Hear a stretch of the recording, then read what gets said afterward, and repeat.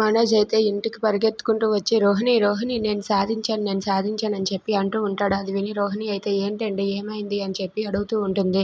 రోహిణి నేను ఇదిగో ఇవి కూపన్స్ సాధించాను అని చెప్పి అంటూ ఉంటాడు. అది వినగానే అక్కడ ఉన్న రోహిణి అయితే దేనికండి ఇవే మీకు ఇంతకన్నా పెద్ద ఉద్యోగం వచ్చిందా ఏంటా అని చెప్పి అంటూ ఉంటుంది.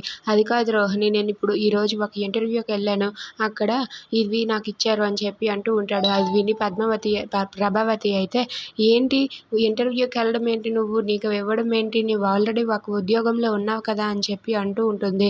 అది కాదమ్మా ఇంతకన్నా పెద్ద ఉద్యోగం అమ్మా అని చెప్పి మనోజ్ అంటూ ఉంటాడు. ఇంతలో అక్కడికి బాలు వచ్చి ఏంటి నువ్వు ఇంటర్వ్యూకి వెళ్ళావా అయితే ఈ ఉద్యోగం కూడా నీకు దో అంటూ ఆపేస్తాడు. ఇక దాంతో అక్కడ ఉన్న రోహిణి అయితే చాలా కోపంతో రగిలిపోతూ బాలు వైపు చూస్తూ ఉంటుంది.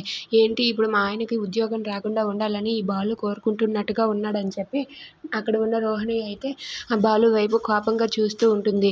ఇక మనోజ్ని అయితే మాత్రం బాలు ఇలా అనరాని మాటలన్నీ అంటూ ఉంటాడు.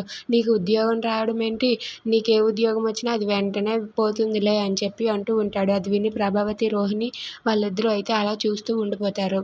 Thanks for watching friends. Please subscribe our channel. Thank you.